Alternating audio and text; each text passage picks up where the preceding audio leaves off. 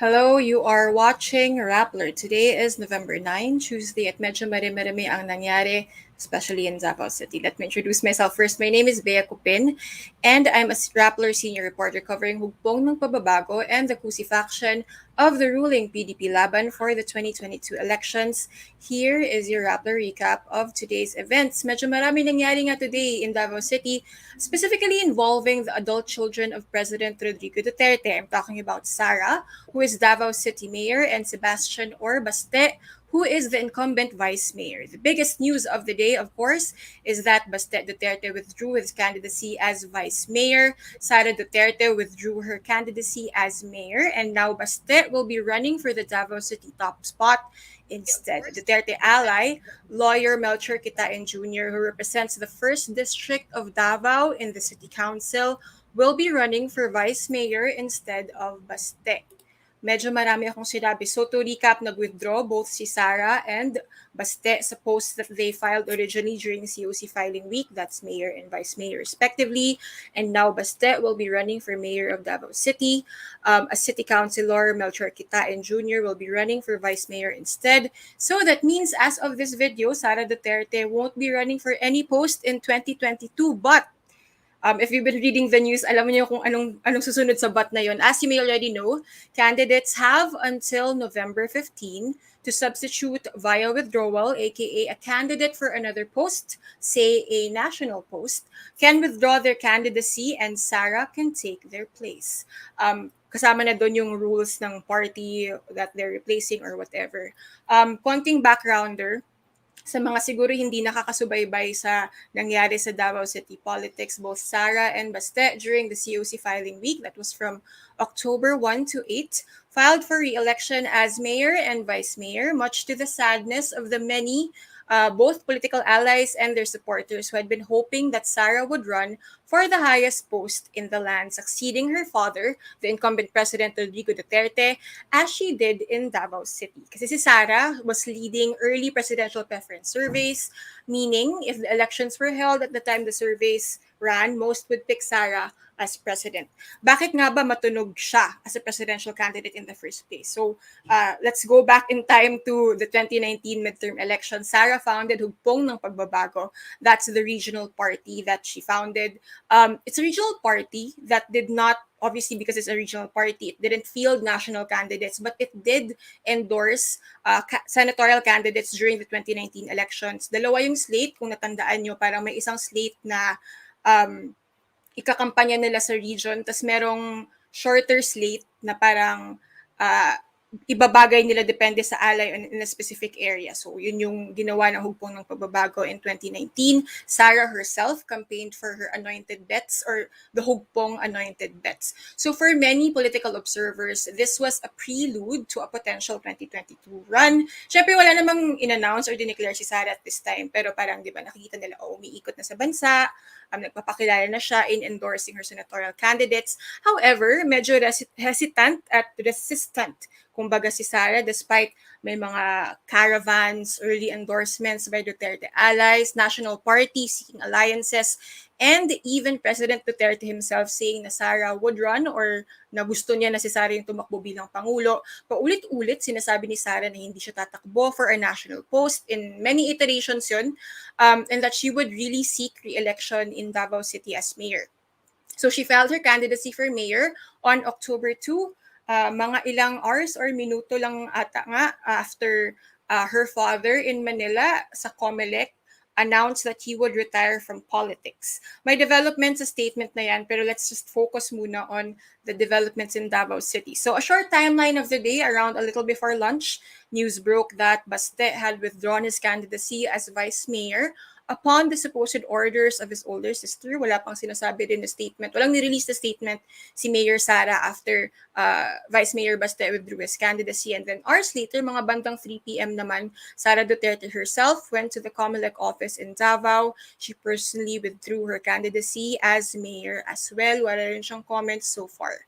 She did release a statement to confirm that she had withdrawn and that Baste would be running in her stead, but she had no other comment beside that. So again, quick lang, sino ba si Baste? Siya yung youngest adult son of the president. He's a relative newbie to politics. It's his first term as vice mayor. Ang papalit sa kanya as a vice mayor candidate is Melchor Kitain Jr., also a member of the Davao legislature representing the first district of the city. If his name is familiar, that is because he is the son and the namesake of another longtime Duterte ally, si Chief Presidential Legal Counsel and former OIC of the Office of the Special Assistant to the President, Melchor Kitain. Same yung name nila, wag kayong malito. Junior yung isa. The other one, the younger Kitain is in the Davao legislature and the older Kitain is in Malacanang currently. Anyway, back to Sara.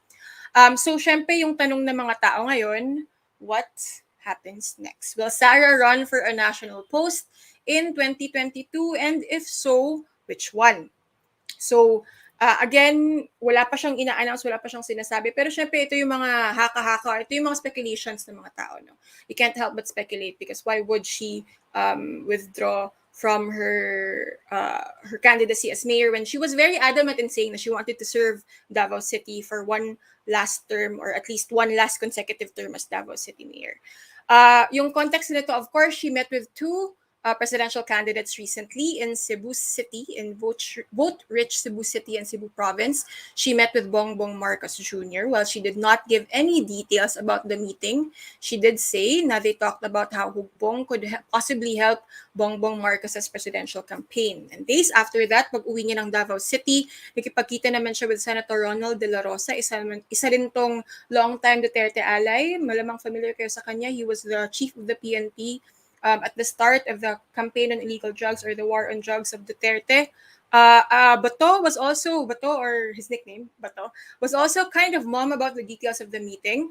Pero ilang beses na niyang sinasabi sa mga media interviews na he's very hopeful na Sara would still consider running for president and that he is more than willing to slide down for a more winnable candidate. Kung nagbabasa din kayo ng news, familiar din kayo sa criticism that De La Rosa and the Cusi faction have been getting na parang kung baga people have been perceiving his candidacy or his filing for president na talagang placeholder lang siya in case or to give Sara more time to mull it over to think about it. Meanwhile, over at the Cusi faction of PDP Laban, Senator Bongo, longtime Duterte aide, referring to the father, and the faction's vice presidential candidate seemed to hint at a withdrawal of his candidacy. He didn't say anything conclusive, but he was very emotional, and he hinted at changes in the near future. Near future presumably being November 15, which is the deadline for substitution via withdrawal. So medyo marami-rami ang nangyayari. If you have questions, please leave them on the stream. We'll try to... actually, no. There's a comment here, George Kadungog. She didn't say she was not running for national post, but what she said, not running for president. Parang nag-evolve din kasi yung statements niya. Parang one of the earliest statements was that she wouldn't run for a national post if her father also ran for a national post. Kasi if you can recall, si President Duterte was initially nominated to be the vice presidential candidate of the Cusi PDP Laban faction. And then on October 2, last minute, or to the surprise of many, he withdrew that from a vice presidential run, and then instead si Bongo ang finield, and then he announced his retirement allegedly from politics. I say allegedly kasi ngayon naman yung PDP Laban Cusi faction has been floating the possibility of Duterte running for the Senate naman. So yes, sige, para malinaw, parang many iterations but one thing's for sure, I think si Sara has said that she has no plans of joining PDP Laban, or at least the Cusi faction of the PDP Laban, no? Kasi dalawa yung factions ng PDP Laban. She's also said that she has no plans of being PDP Laban standard bearer. So that is it so far, if you have no questions. So yeah, a lot of things have been happening. It's only November 9, one more week until November 15, the deadline for substitution via withdrawal. Of course, marami nagsasabi na, we've seen this film before. Parang in the 2015 in 2015, President Duterte did not file his candidacy during COC filing week. He also filed for re-election as Davao City Mayor, in fact. But then, before the deadline for substitution via withdrawal in the 2016 elections, he withdrew his candidacy as mayor of Davao, and then he filed his candidacy as the PDP standard bearer. And, we all know what happened after that. Of course, it was Sara who replaced um, her father as the Davao City Mayor candidate. So ang tanong ngayon, 6 years later, will we still like the ending? The deadline of substitution via withdrawal in the 2022 elections is November 15. That is a week from now. So kung matandaan nyo, yung context din pala kung bakit si President Duterte in effect, backed out of plans to run for vice president kasi na-nominate na siya ng Kusi-led PDP Laban faction. In fact, meron na siyang kona, parang kumbaga plansyado na dapat na magpa-file na talaga siya as vice president. Shortly before that, may survey na lumabas that showed, I forget the exact number, I'm sorry, but I think 6 out of 10 Filipinos thought that a potential vice presidential run by Duterte it wasn't palatable to them, kumbaga. So parang there wasn't support for a possible vice presidential run for Duterte. And he said that he wants to retire from politics na. Pero si Senator Ronald De La Rosa naman, a long time Duterte ally as in from his days as Davao City Mayor pa yan, has been saying or has told the media rather na personally he thinks that President Duterte wouldn't want to retire, and he still wants to serve the country. He still wants to seek an elective post. The palace has said that he is mulling, referring to the president, has been mulling it over. Wala pang final na sinabi yung palace or yung PDP laban. The Sara Duterte camp, I think this needs to be highlighted also. Sara herself and her spokesperson, Liloan Mayor Cristina Frasco, they have opted not to comment on either withdrawal of candidacies. Literally, no comment sila so far. We've also reached out to Senator De La Rosa. He's also said he has no comment on the movements of today. So, what do you think? What scenarios are playing in your head? So nangyayari ngayon with the Dutertes, the movements in Davao City, yung parang pag-hint ni Senator Go kanina na baka mukhang magkaka-changes sa candidacy. It's important to note also na he actually has been campaigning. He's been going around, may caravan nga last weekend of Bongo and Bongo supporters and PDP Laban's allies and members in different LGUs around the country. No? So he's been actively campaigning. Supposed to Bato, who hasn't really been campaigning, hasn't been going around the country a lot. So those are the things. Again, to recap, both Sara Duterte and Sebastian Baste Duterte have withdrawn their candidacies for mayor and vice mayor respectively. Instead of Sara, Sebastian Duterte will be running for mayor of Davao City. Si Kitain ang tatakbo bilang vice mayor ng Davao. Hindi pa natin alam kung ano ang position na itatakbo ni Sara for 2022. She has so far refused and declined to comment muna about following her withdrawal kanina sa COMELEC office ng Davao City. So, wala na kayong mga tanong. I'm gonna wrap this up.